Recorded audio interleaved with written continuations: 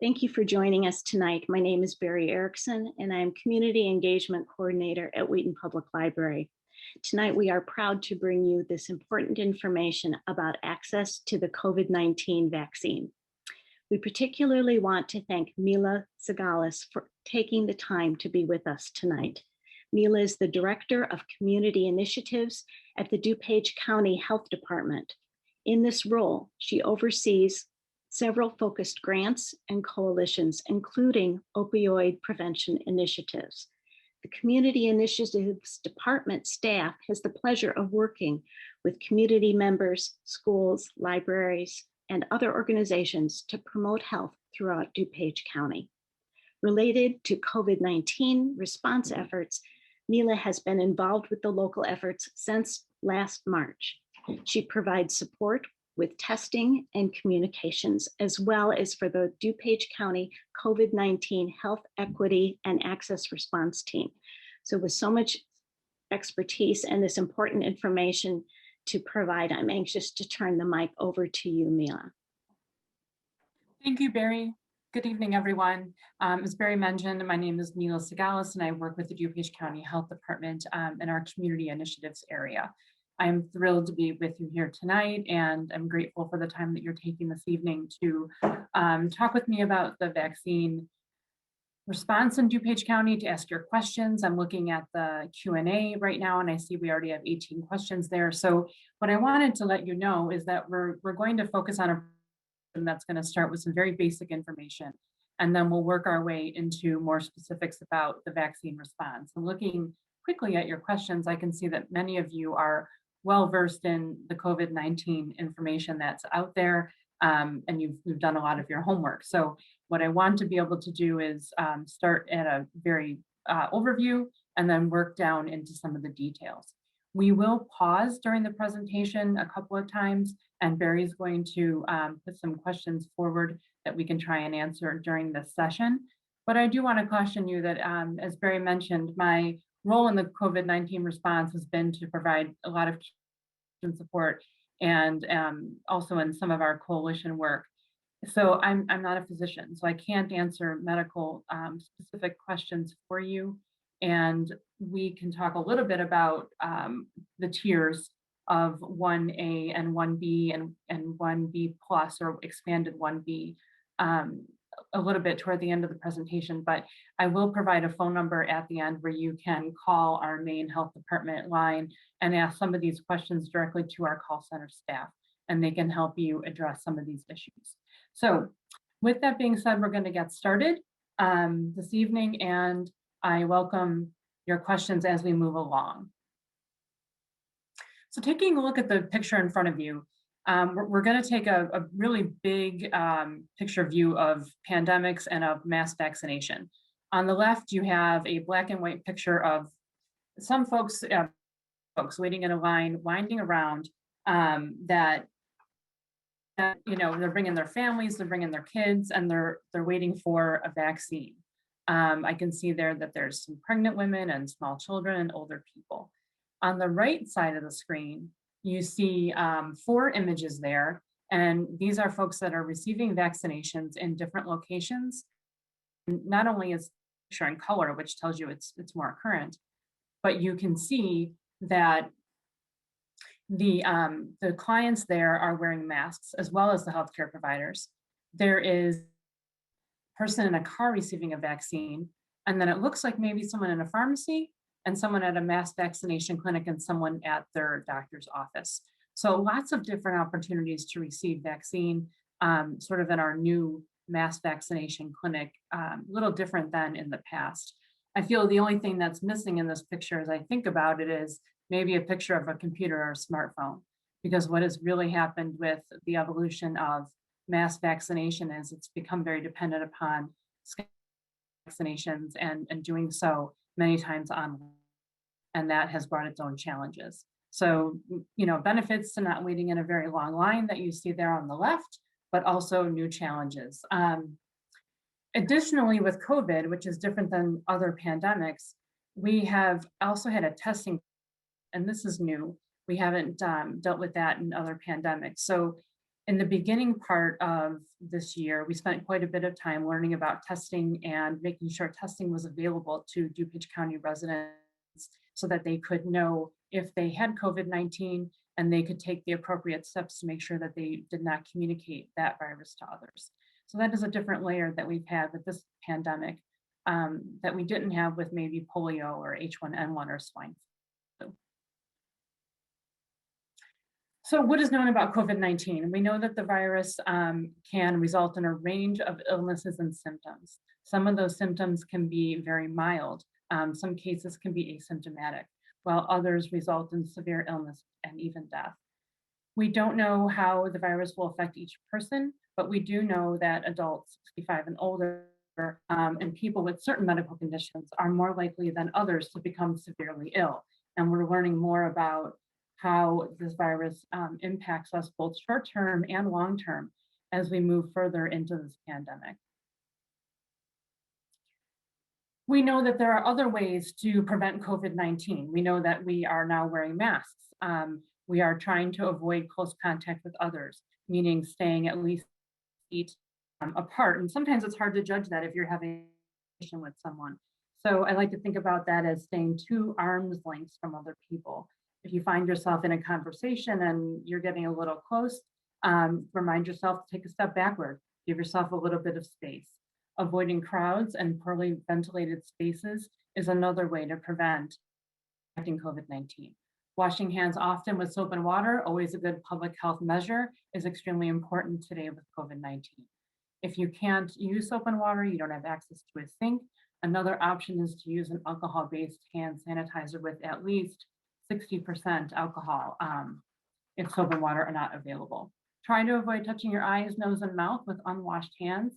This is something that in the winter, I don't think we worry about as much, but if you have seasonal allergies and you're moving into spring, it's sometimes very hard not to touch your eyes and your nose and your mouth if you're somebody that suffers from allergies. So good thing to remind yourself about that. And by washing your hands, you can help kind of contain the virus if you happen to touch, your eyes or your nose or your mouth. And then also cleaning and disinfecting frequently touched surfaces. What does that mean? That means doorknobs, handles, countertops, items that you might touch in your house or at work. And then lastly, getting the COVID-19 vaccine, which is why we're talking here this evening. So we do know that the vaccine is a safer way to build protection against COVID-19. While you can get the illness and obtain some natural immunity from having the illness, we know that the severe risk of having the symptoms and dealing with the illness it outweighs any benefits that the natural immunity provides. So we look to vaccinations as a way to help protect ourselves and protect our loved ones while we can build immunity in a safer way without the risk of severe illness. So vaccines are one of the prevention tools that we just talked about, and an important one, trying to move our way through this pandemic. Key facts about the COVID-19 vaccination. So getting vaccinated can help protect you from COVID-19. We know that getting the vaccine is not going to give you COVID-19. Now, people that have already had COVID-19 and gotten sick and recovered, they still may benefit from getting. So that's something that to think about if you have had COVID-19, you still need to consider getting vaccinated when it is your turn to do so. It can help you.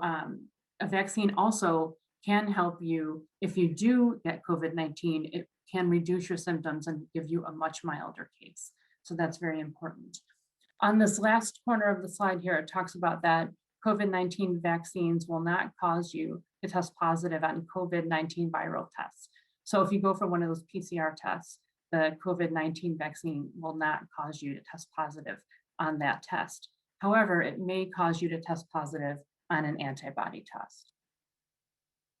So in this quote, vaccines do not save lives, vaccination saves lives. What does this mean?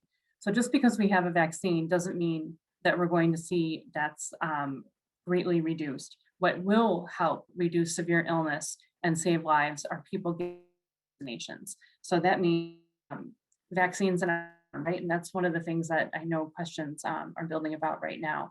But as we talk about this time now where our demand for the vaccine largely outstrips our supply of the vaccine, we're spending some time educating the public that have questions on the safety of these COVID-19 vaccines, because we do know that people getting vaccinated is going to save lives down the line. So looking at the two current vaccines that are offered right now, which are Pfizer and Moderna, we do know that they are both highly effective. The preliminary data tells us this.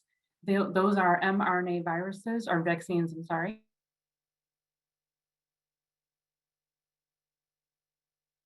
And they're both highly effective. These vaccines require you to receive 2 doses to be optimally effective. I know there's been some conversation about receiving 1 vaccine or how much protection do after the first. We just want to reinforce that receiving both doses is very important to provide optimal protection.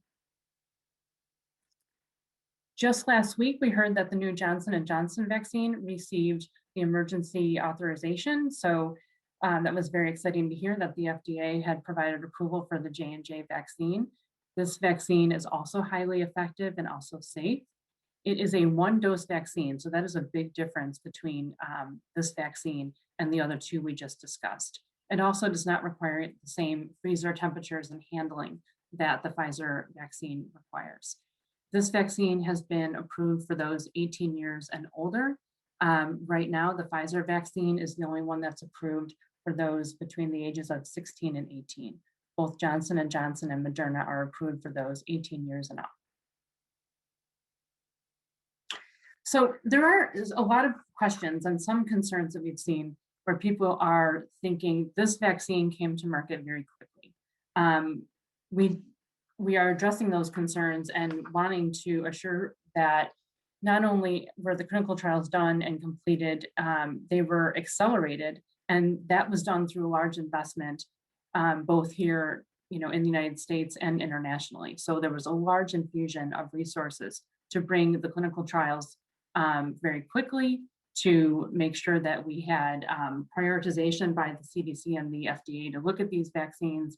And also, we've noted here that vaccines are faster than traditional vaccines. So you did see that the first 2 vaccine manufacturers that were approved and are now being used are mRNA vaccines. The CDC and the FDA prioritized their review and authorization, but that did not change any of the safety protocols. All of those safety measures were still used before these vaccines were approved and brought to market. So how vaccines work, and this is a great place. I know we have about 27 questions or so in the Q&A right now. And Barry, if you want to take a minute to maybe raise a few questions about maybe your slide we looked over, we could pause here and do that, or we could wait a little bit. Well, I thought maybe we would get to some of the more basic general questions kind of at the start of the whole process. Someone was asking, should individuals wait to be contacted by their healthcare provider, or should they register in order to get the vaccine? So what we're telling everyone, definitely one, yes, contact your healthcare provider, and they may have a specific way for you to register with them. And they may be able to tell you that they are having vaccine clinics, or they don't expect to have those vaccine clinics. So definitely check in with them.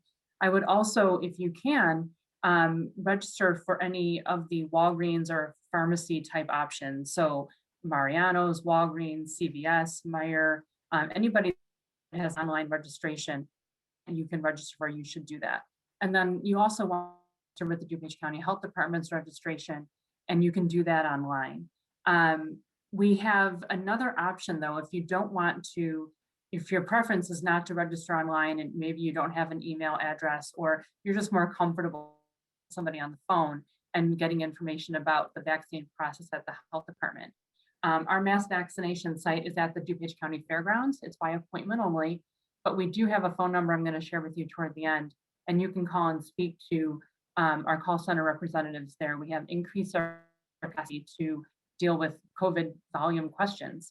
And then they can help you walk through the registration process and actually ask you if you then want to receive an email and communicate online about the rest of the registration process, or they can talk to you about having a phone type registration for you when your appointment becomes available. Okay, great. So that will help anyone who maybe doesn't have access to a computer or a cell phone, that they can go through that phone number at the fairgrounds. That's great. Yeah, and Barry, can I add one more thing about that? The call center staff are able to speak English and Spanish, and they also have the ability to contact the language line. So I just wanted to point that out because there's some good. Excellent, excellent. Thank you. Someone else was asking, there's a lot of talk about the different groups. How does a person determine which group they're in, 1A, B, C? Mm-hmm.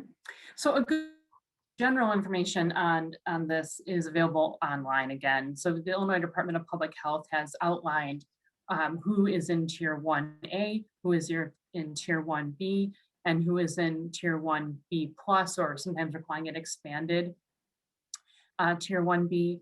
So that is how we are moving through the tiers. We're following what the Illinois Department of Public Health there. But the other side of that is we can't move as quickly through Tier 1B, and we haven't moved to Tier 1B+ yet because we just haven't had the vaccine to be able to do that. So in other counties, you'll have noticed, I recently saw on social media that Adams County had said they were moving into Tier 1B, which is great because it means they have enough vaccine supply to do that. And we just aren't there. And I think that's what you're seeing in the larger counties.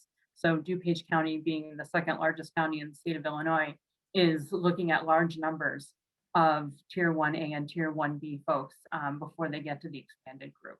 But for specifics, and I think this is the question, is where do I fall? My 1B, or my 1B and my 1B+, where am I? There's some really good information at the Illinois Department of Public Health's website. So if you look up IDPH COVID, you're going to get a bunch of information there, and they have some very good FAQs. Our own website, DuPageHealth.org, also has a lot of COVID information. I know you're going to share some of those links we're done today. Right. Okay. Why don't you go on to the next part of the presentation, and then we'll pause after a while for some more questions. Okay, so we're going to move into more right now about vaccines and how they work. And I think one of the questions that people have is, if I get a vaccine, how do I not only I don't want to get COVID or feel like I've had COVID when I get the vaccine, but how do they work? So COVID-19 vaccines help create an immune response in your body against the virus. So when you come in, if and when you come in contact with the COVID-19 virus, your body can mount a defense and recognize that virus. And that's very important to protecting yourself. So getting the COVID-19 vaccine will help you from getting severely ill, even if you do get COVID-19, because there isn't one vaccine out there that's 100% effective. Plus, there is the chance that you became at risk for COVID-19 before, shortly before you got the vaccine. So, or even maybe during that period right after you got the vaccine and didn't build immunity yet. So very important to keep your public health measures, wear your mask, keep the distance, and practice hands so that when you do get the vaccine, you have the chance to build immunity and then protect yourself from getting the COVID-19 virus and also getting severely ill. So in this next slide, we're going to talk a little bit about what to expect before, during, and after the COVID-19 vaccination. And the before part is right now, and you're all doing that already. You're learning more about the COVID-19. You're seeing if the vaccine is recommended for you, and that kind of speaks to where is it recommended for me and where do I fall in the state's tiered system. So that's the before part. The during part is what happens when I go get the vaccine. So you're going to get a fact sheet. It's going to tell you specifically about the COVID-19 vaccine that you received. And then you're going to receive a vaccination record card. And that's going to talk to you about the vaccine you received, the date you received it. And then you're going to then think, well, if I get Pfizer, I need to get a second vaccine. I need to get that second shot.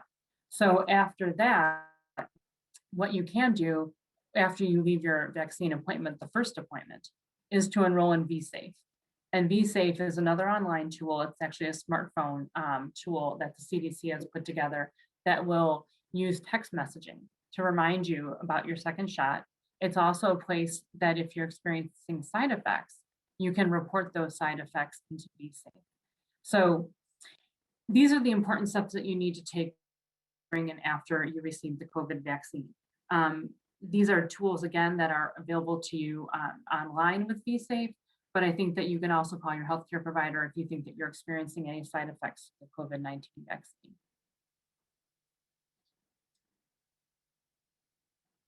I want to take a minute to talk about the COVID-19 variants that you may have heard about in the news. So, viruses are constantly changing. This is common to many viruses, not just COVID-19, and new variants are expected to occur. We have heard in the news about several new variants. COVID-19 virus is a type of coronavirus. It's a part of a large family of viruses.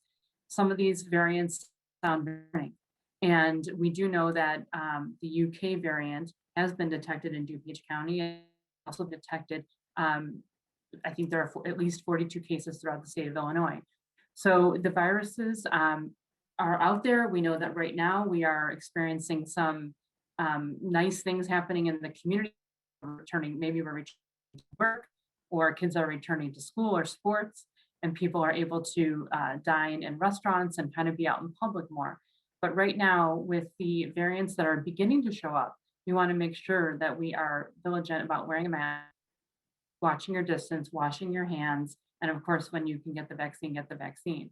But the good news is that the vaccines do appear to work against variants that we're looking at, and that is very promising. So information about vaccines in DuPage County. So here's where we're going to get to a little bit more of the specifics. And I thought, Barry, if we want to pause here and take a few more questions before we get into some of these details, this might be a good time. Sure, thank you. One question is, if someone has experienced pain or reactions to other vaccinations, maybe a flu shot or a shingles shot, what should they be aware of, or what concerns are there with getting this vaccine? So this vaccine, like the flu shot or maybe the shingles shot, if you do experience side effects, I mean, the most is you're gonna have a sore arm, and if you receive the Moderna or Pfizer, vaccine, that's going to happen twice because you're going to get 2 doses there. But the other common side effects are that you could find yourself more tired. You could have headaches. There are lesser common side effects that are fever and flu-like symptoms like the chills, sometimes some body aches. So those are examples of side effects where your body is building an immune response. And that, from what we've seen, those side effects are very short-lived. And what we like to think about is you're building an immune response, your body's reacting to the vaccine, keep you safe in the future. And you don't have to go through the experience of having COVID-19 for days or cases weeks on end to protect yourself from, from severe illness by getting the vaccine. So while we know that majority of people go through it, they get a sore arm, they may have some really mild side effects. There are people that do have side effects like they have had maybe with the shingles vaccine. And what they need to do, if those side effects are lasting longer than a day, is absolutely talk to your healthcare provider, because you want to make sure that there's not something else going on. You want to address any of those side effects that linger more than a day or so, and definitely be in touch with your healthcare provider. Okay, great. And just to repeat, people should get whatever vaccine they can get, regardless of the manufacturer. They shouldn't be holding out for a particular manufacturer. Exactly. And I think that this is one of those things that's sort of new for us. When was wearing a mask in public, wearing a mask to your doctor's office, all those things are new for us, right? But what is also new is when I take my daughter to her pediatrician to get the measles vaccine, I'm thinking about well, should she get the Moderna or the Pfizer or the J&J or the AstraZeneca vaccine? Those thoughts don't even come into my head because there isn't a choice. And this is a little different for us. And I don't mean to make it sound like right now that you have a choice among these vaccines. I think that what you're hearing in the news is they're trying as quickly as possible in the media and all of our public health organizations are trying to provide the most important and up-to-date information on these manufacturers so that you can understand the products and you can do your research. But that matter is the current vaccines that are been authorized for use are all safe. They're all effective. We're going to talk a little bit more specifically about that, but the kind of the mantra that we're right now is take the first vaccine that's available to you, and that's the best vaccine is the one that you can get right now. But thank you for the question, because I think that it is it's always kind of human nature to start comparing something to another, and that is difficult to do here. These vaccines aren't necessarily comparable to each other. The clinical trials were not done in head-to-head way where you can make those comparisons. So right now, the important thing is that all of these vaccines that are available and authorized for use are safe, and all three of them are effective. Thank you. Great. And I know that many of them, of course, then need 2 doses. And there have been a couple of questions about can you get the second dose in a different location, whether it be you're a snowbird and you had your first dose, say in Florida, and now you're back in Illinois, or whether you got your first dose at a pharmacy and now you want to get your second dose with the county, that type of situation, if you could address that. Yeah, so this 2-dose situation makes things complicated. It's very important to get both doses and stay within the manufacturer that you receive. So if your first dose was Moderna, your second dose should be Moderna. Same for Pfizer. The complication arises in how the vaccine is distributed to, in our case, it's the county, or for Walgreens, it may be Walgreens, or for, Meijer, it may be Meijer. But the reason why that's complicated is when I go get my vaccine at the pharmacy, that pharmacy is a second dose for me too. So if I decide to, if I try my second vaccine at the health department, well, I didn't get my first dose there. So they're not going to be allotted a second dose for me. So it just creates some complications. I think we've had some one-off situations where that has, then it's been complicated. So the best thing to do is to get your first and second dose through the same organization. And so I'm going to use organization there because if you're a client at a certain, medical provider, maybe they have 5 locations. So, stay within that organization. If you're getting it at a certain pharmacy, they may have a number of pharmacies you can go to. So that's something that you can try and give yourself a little more convenience with. But certainly the to do is to get the first dose and the second dose with the same manufacturer, and then also with the same vaccine provider. Okay. And is there a concern with, we know that supply is an issue. Is there a concern that you would get the first dose and then not be able to get the second dose? That concern with, in fact, the state has prioritized second doses. So we haven't at our clinic seen that be a concern. Okay. I can't speak for other organizations, but for us, that's not been a concern. Okay, and maybe just one other question. You had a slide up about different parts of, before the vaccine, once you get it, and afterwards. And a lot of people are asking, once you've had the vaccine, could you still be a carrier? Could you still infect other people after you've had the vaccine? So maybe what precautions you need to take? So that's a great question, and I think a question that that research and scientists are talking about right now. So that's one of the reasons why, when you get a vaccine or when you've had COVID, right, you still have to wear a mask because they just don't have the research conclusively to say that after a vaccine and a month, 90 days, 6 months down the line, are you not able to share, the virus with somebody else through touching or sneezing or, coughing and that kind of thing. So right now, that is the reason, that's one of the reasons why continuing the mask and follow the 3 Ws is very important. It's a good question. And that is something that I think we're going to learn more of as all of these vaccines continue their trials, which they're doing now. Mhm. Great, great. Thank you. Neil, if I can just ask one other thing. Every now and then your audio is breaking up just a tiny bit. And something we found in the past is, as much as we'd like to see you, if you could turn off your camera, sometimes that ups the bandwidth just enough so that the audio is a little bit clearer, because we're looking mostly at your slides at this point anyway. Thank you. Okay, let's try that. Okay, are we ready to move on? Yes, go right ahead. Okay, I'm going to go ahead and jump to the next slide.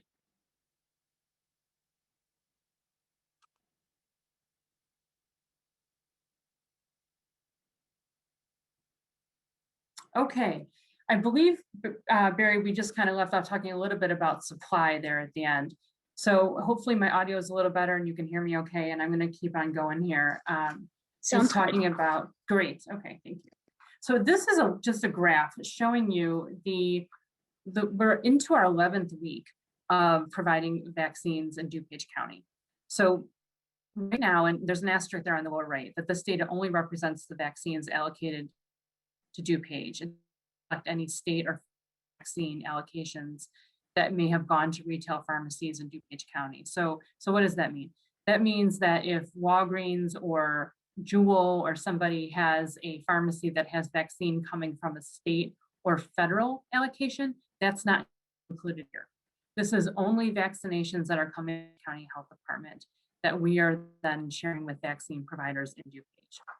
So the end of this slide is to kind of show here that in week 1, which is way back in December, on the week of the 13th, we had 13,650 doses, which was pretty good. And the following week, we had even a little bit more. And then we had a peak week at week 5, where we were up to 23,875 doses, which was in the early part of January. And since then, our supply has reduced a bit. And the state has been talking about that there are vaccine shortages everywhere, and we realize it. As we get into week 9 there, you can really see that our vaccine supply really became woefully low to 2,450 doses. And then in the last 2 weeks, we've seen it pick up. But this really just provides you an overview of the inconsistent vaccine supply that we've had. And this is one of the reasons why vaccine providers are not making appointments 1, 2, 3 weeks out or a month out even, because they don't know that they'll have enough vaccine to meet those appointments. And the last thing they want to do is to have to cancel vaccine appointments because they don't have enough vaccine.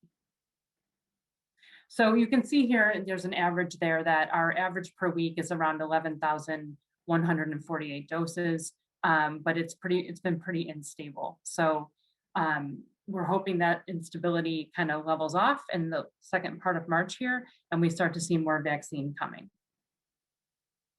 So now we're going to talk a little bit about tiers, and we touched on that a little bit earlier in some of the questions, but this slide is going to show you what the tiers look like and then put some of the populations in DuPage County underneath it so you can get a sense of the number of people that are in the vaccine timeline.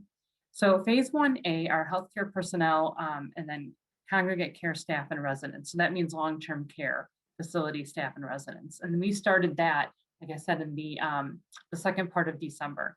And there were approximately 58,000 people that fell into phase 1A. And we continued that work into January. Phase 1B is 268,000, and that is phase 1, what I'm kind of calling phase 1B proper. So that's not the or phase 1B plus. And that is frontline workers, essential workers age 65 and up. So some examples of frontline essential workers are education staff, so our teachers, our first responders, our food staff, transportation, manufacturing, grocery stores, and some of those examples are may have, you may fit into one more bucket. Maybe you're 65 years old and you also work at a grocery store. So you hit 1B there in 2 ways. So that's how 1B looks without the expansion. And 268,000 people is a good number for us to get through, and it's going to take us some time to do that. So that is the reason why we have not moved into the expanded phase 1B group. So on the timeline, you can see that we expect to move through phase 1B in February, March, and April. And then we are hoping that if the vaccine supply becomes adequate and we have enough vaccine to get through that 1B group and the 1B expanded group, that would then move into 1. And we don't have 1B, the expanded group here in population size. I'll tell you that we've estimated that it's about another 174,000 people. So that 1B expansion group looks like about 174,000. So if you add 1B and 1B plus, the total there is 468,800 people that fall into that 1B and 1B plus area. So that's a lot of folks for us to get through, and we're going to need a lot more vaccine to help us do that. But the good news is that we have lots of partners, and that's one of the things about the mass vaccination clinics in DuPage during this COVID-19 pandemic, is that we have excellent collaboration among so many partners. And I'm going to have a slide in a minute that's going to talk about the number of vaccine partners we have. But these are some examples in big buckets about who's participating. So hospital clinics, we have 6 hospitals in DuPage County, and they've been excellent.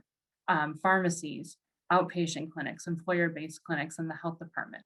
We also have some large medical provider groups that have been excellent. So a little bit in a minute about the number of vaccine providers that we have, but the goal here is not to rely on one vaccination clinic site to provide all those folks with vaccines. So this next slide is a nice map of what DuPage County looks like and all the different locations and different provider groups that we have. So we have more than 100 providers that have registered to administer the COVID-19 vaccine.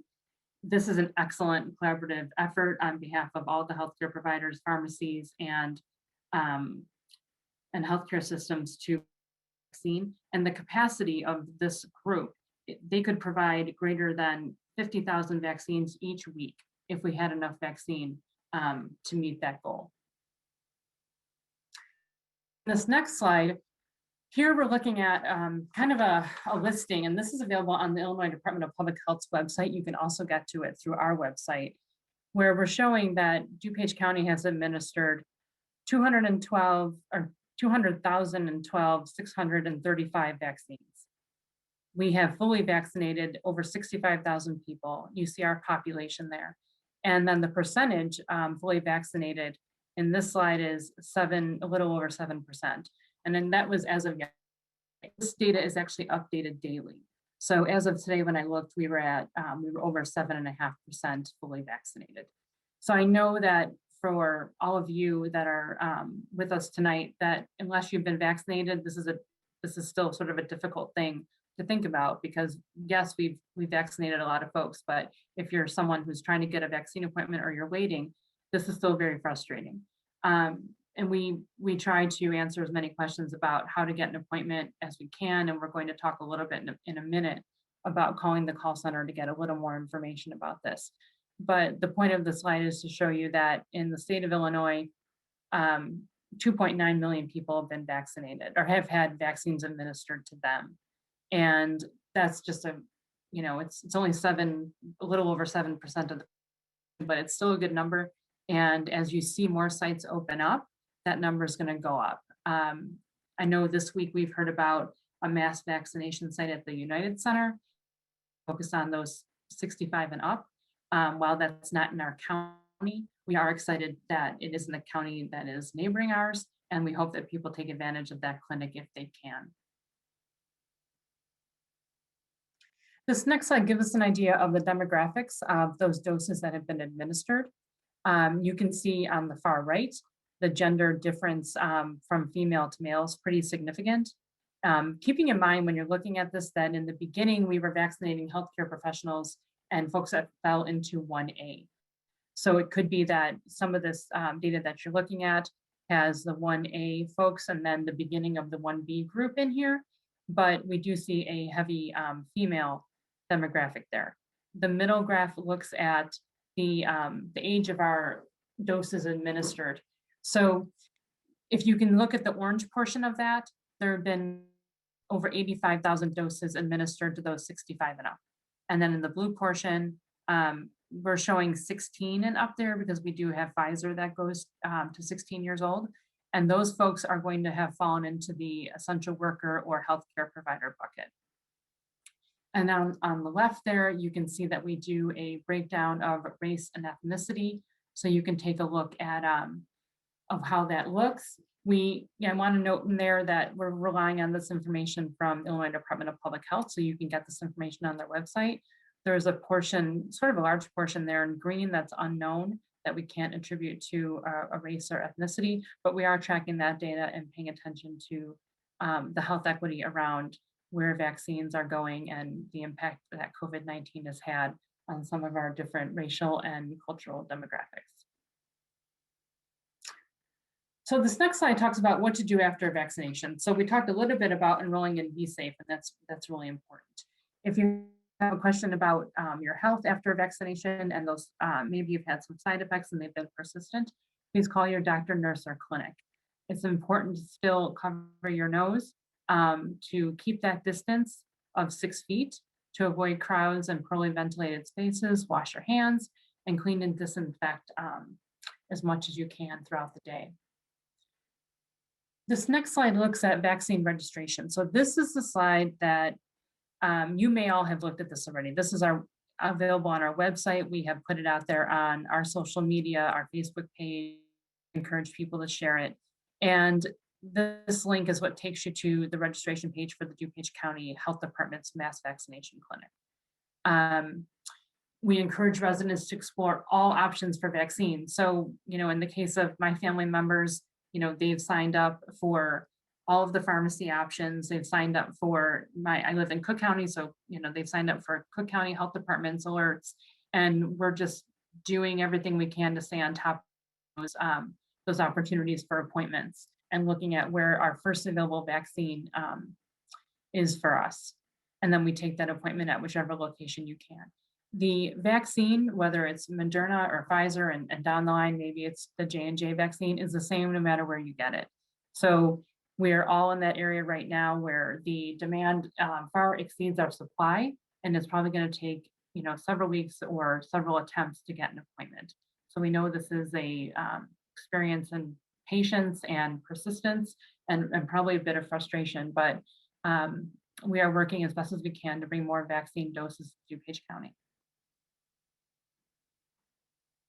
So the 682-7400 number is our health department's main phone number. We have brought more call center staff on to take COVID-19 calls. So a representative can assist you if you press 1 for general questions about the COVID-19 vaccine and how to register. So here's where you can ask how the registration works. You can also ask about some of those tier questions. Where do I fit? Should I register if I'm pregnant? Should I register if I'm a teacher? How do I go about this? And then if you're looking to cancel or confirm an existing appointment, you would press 2. And the hours of operation are listed here on the slide. But call center representatives will assist seniors, they'll assist anyone who prefers to do this by phone versus doing it online. And that is the number there, 682-7400.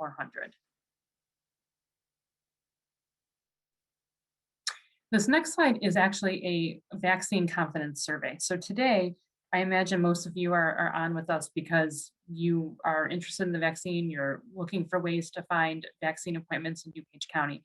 If you are someone who is maybe hesitant about the vaccine, you're not sure where to get good information, we are looking to build up responses and address concerns of DuPage County residents about the vaccine. And this is something that we can do during this period where we don't have enough vaccine, but we can learn about where people have concerns. And also what more information we can provide and how we can provide it. Should we be providing it through our website? Should we be providing it through the radio or a certain social media outlet? So the survey is going to be open until March 11th at 4:30. This is the link here, and I think Barry's going to also send it out to you. But it's very important that, once we get through this, what is hopefully just going to be a couple of weeks when we don't have enough vaccine and we get into a situation and a phase where we have an adequate vaccine supply, we want to make sure that everyone that has questions about the vaccine has a chance to research those questions and have them answered so that when it is their turn to get a vaccine, they can do that and they're comfortable doing that. So Barry, that concludes my slides for tonight. If you have additional questions, I'm happy to take them. I'm going to leave my camera off, although I wish I could turn it on. Is it making a difference in the audio? It does seem to be helping a little bit, so that's great. And you might, at some point, based on the questions, we might want to flip back Sure. a couple slides, just to confirm information and let people have that visual too. So let me get to some of the questions. So just to confirm, it is better to register with multiple organizations. Is that what you're saying? Yes, absolutely. Register with multiple organizations. And if you're concerned about having, appointments in more than one place, there's ways to cancel those appointments. That's a good problem to have, right? Right now, register for as many opportunities as you can. And if you need, to look online and see what those opportunities are, you can do that. But the state of Illinois has a vaccine finder link that you can use as well. And I know social media has lots of information out there too. Right. And so that includes going to a different county, not just, some people would register with the health department and say Walgreens in the neighborhood, but are you saying also go outside of the county? So I'm saying if it's Walgreens or a pharmacy or something like that, that's going outside the county, I think is something that I'm not going to share an opinion on. I think it's fine. I think when it comes to a county run vaccination clinic, you may want to check because they may be prioritizing their residents, which is what we're doing in DuPage County. We are prioritizing residents of DuPage County, and those are DuPage County, especially when, in that 1A group, we were vaccinating healthcare providers. So as we move into the 65 plus group, where we're starting to focus now, that is something where we are looking at residency. Our priority is serving DuPage County residents 65 and up and those that fall into 1B as essential workers. Okay, great. And someone else is asking, if you register, does the person also need to call or will they be contacted? If you register with the health department?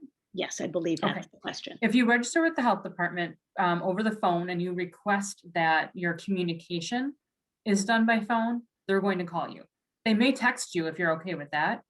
They have, the texting capability if that works for you. But if you do it online and you register online, they're not going to call you. They're going to contact you via email and the email address that you've provided. And Barry, this might be a good opportunity to talk about those folks that have registered, and you and I were talking about this earlier. If you've registered for the health department's mass vaccination alerts, you would have received an email yesterday and could have today also asking you to respond with information because we have upgraded our registration system. And that upgrade of the registration system has required some additional information.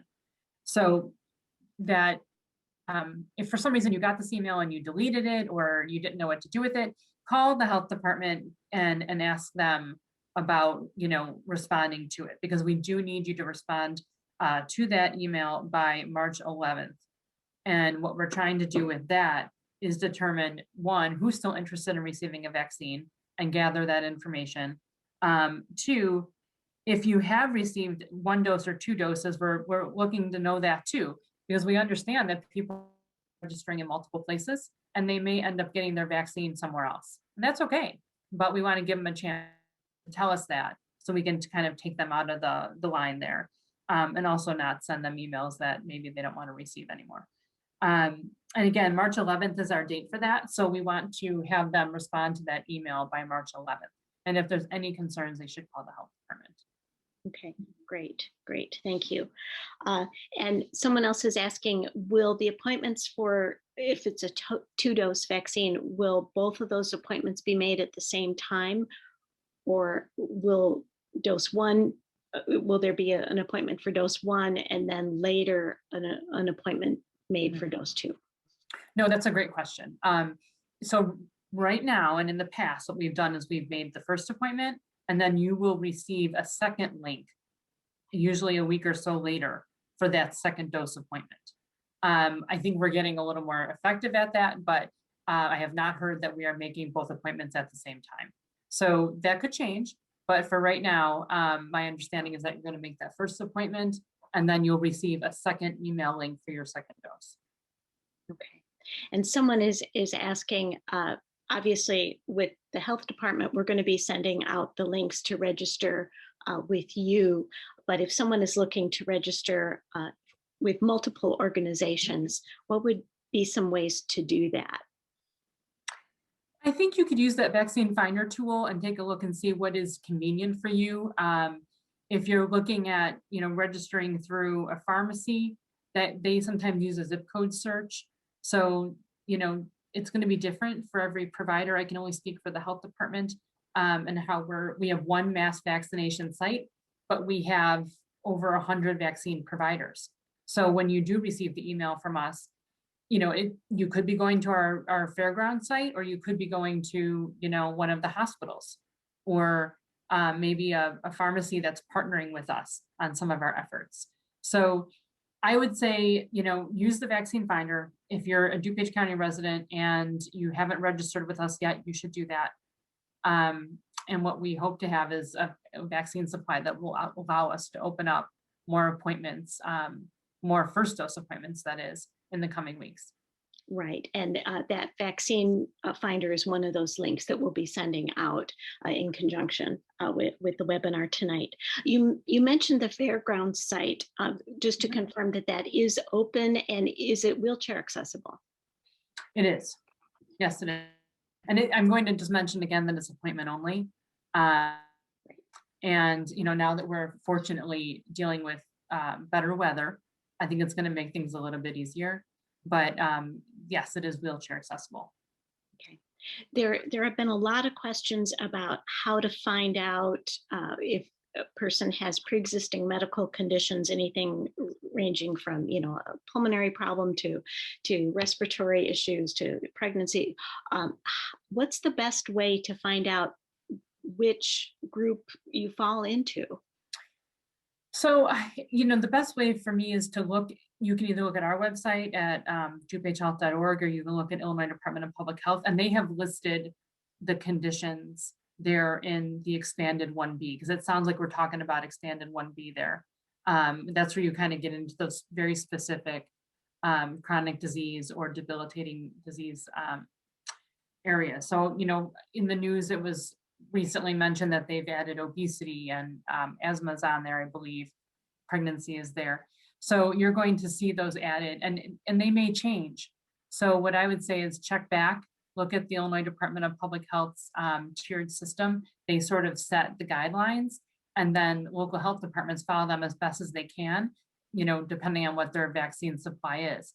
So here in DuPage, and I believe in some of the other larger counties, they're still limited to 1B, kind of the first group, the proper 1B group, and they haven't moved into the expanded area yet. But, if you now, even if you're 1B expanded, in a couple weeks, that could change. Right. And someone is asking if you have registered with a particular group based on some type of medical condition, do you need to provide some kind of proof of that when you go in for your vaccine?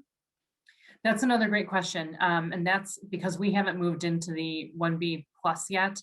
I don't have a perfect answer for you. What I would say is that healthcare providers that have patients that fall into 1B expanded are often offering letters so that they can, document what their condition is. It's very similar to essential workers. A lot of essential workers will have a letter or a proof of their employment that kind of tells us, hey, I'm a grocery store manufacturing, whatever the case may be, so they can prove their that they're in that tier. So I'm sure there's a couple options with how you can do that, but I have talked to several medical providers that are providing some letters, and I think we'll learn more about that as we get closer to the 1B expanded group. Okay, great. And kind of along with that, someone was asking, when you go for your appointment, what type of identification do you need to bring with you? When your appointment, they're going to ask you some questions and you can answer, those questions and do a quick survey, but you may be asked for your license, you're going to ask for your address, especially as we're looking at prioritizing DuPage County. If you're, a teacher and you're showing an ID, or if you're a 65 and up, I think your driver's license or a ID card will cover it. So we're just looking at, for 1B, 65 and up, and if you are an essential worker, you may provide an employment, like a check stub, an ID badge. So a lot of people are providing letters of employment, things like that. Okay, all right. So people are asking, should you register before your group becomes eligible? That's a great question. I believe that you can do that. I know people have done that. What you want to do though is answer the questions correctly as you get them in the registration link. So, and I can always speak for the health department. I don't know how some of the pharmacies are handling these questions, but we've had people register that are, not 1A, and they registered ahead of that. So yes.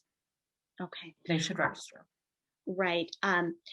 Your slides kind of turned off, so I don't know whether you want to move it to a particular slide that you think might be helpful, or you can just stop the screen share and keep going. Do you have time for a couple more questions? Sure, and I did stop the screen share just we were at the end there. Yeah, absolutely, absolutely. Someone is asking, how long does the immunity last? Will this be something like a flu shot where we have to go in and be revaccinated every year? That's a great question. And that is one of those questions where I think time is going to tell. It's similar to if you've had COVID and you've had antibodies and you're kind of watching to see like, well, how long am I going to be safe? I think research and more information as we move through the vaccination process is going to tell us that. So I don't have an answer. That's sort of a stay tuned kind of question. And it's too early to say that it's going to be like the flu shot. It's too early to say that the immunity is only going to last for a certain amount of time. So as we vaccinate more folks and the vaccines have been around longer, I think we're going to find those answers. Okay. All right. Thank you. Again, there's just a lot of questions, so I'm trying to comb through these and find things that perhaps we haven't touched on yet. If when you registered, you requested a call, will you receive a voicemail message so that even if you haven't picked up the phone, you'll still be able to get that important information? I would call the 682-7400 number and just verify that they have the correct phone number and that you have requested contact by phone. Okay. All right. Someone also was asking, what's the policy about canceled vaccine appointments? Because we certainly don't want to waste any of these doses. Understandable. So if the question is, we have so many first dose appointments and there's a number of people that either don't show up or cancel for those appointments, we have that list of folks that are registered.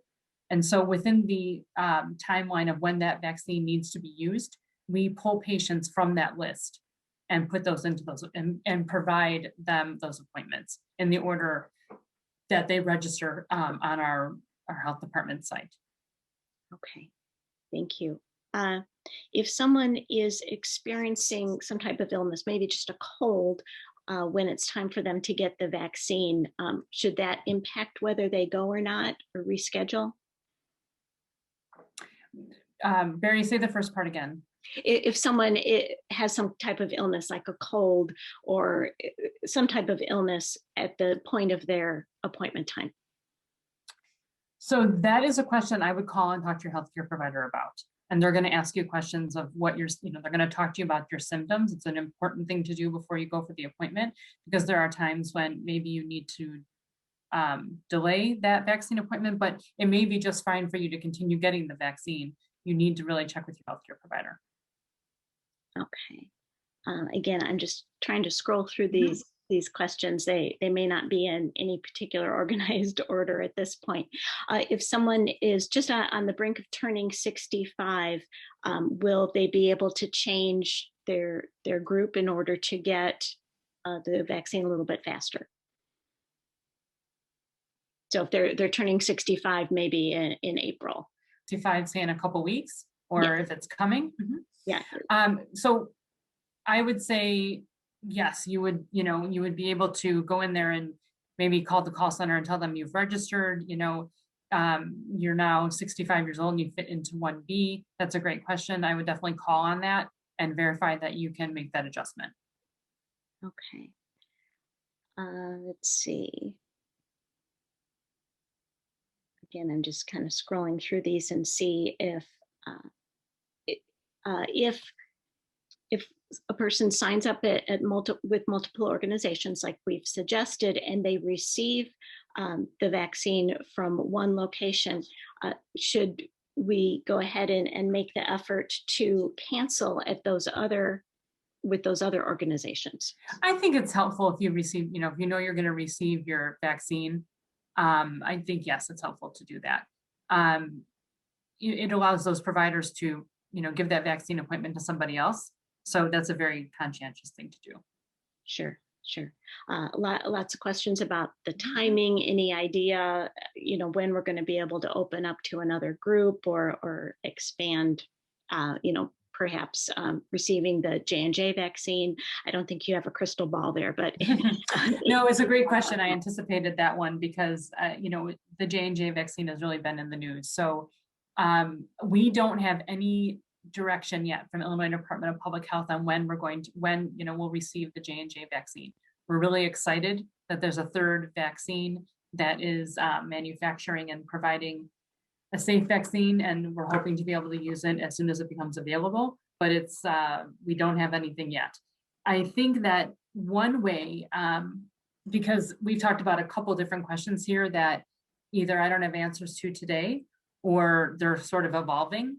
And we, on our website at dupagehealth.org, we have a couple of vaccine update buttons. So we provide the case counts there. So for example, you can check every day and see what the case counts are like. You can see if we're trending up or we're trending down. Same thing for COVID related deaths. We have fact sheets on each vaccine manufacturer. And we also have information that we provide through press releases. And those press releases are put out to the media, but we also make them available to the public on the website. And the press release updates will have lots of information about our vaccine supply. So when J&J is available to us, I'm sure we will communicate that in one of our weekly updates. Okay. Additionally, Barry, we also have FAQs on that page. So we can work together to make sure people can directly get to that link. Right. And there was a question about the cost, both perhaps for people with insurance and without insurance. Any ideas or thoughts on that? Yeah, so whether or not you have insurance, there is no cost to the vaccine. There at times you're going to see a vaccine administration fee, but that's not something that has been put at the responsibility of the client. So that is either billed to the Department of Human Services or to your insurance company or your public insurance. The intention here is not to charge the individual. Okay.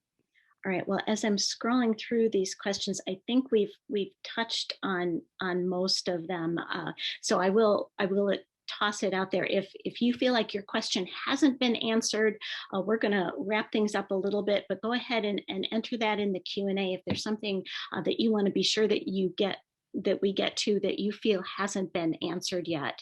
But let me just repeat that this program has been recorded, so it will be available on the library's YouTube page within just a couple of days so that you could watch it again or recommend it to a friend or loved one. We also are going to be sending out a lot of links to this great information that Mila's been talking about. All of these, we've covered so many different resources that are available to you, and that will be included in that email that goes out to you. If you are watching the recording of this program and you would like those links, of course, you can just email me at ce@wheatonlibrary.org. That's CE like community engagement at wheatonlibrary.org. And I would be happy to send you out that full list of links, again, especially if you're watching the recording.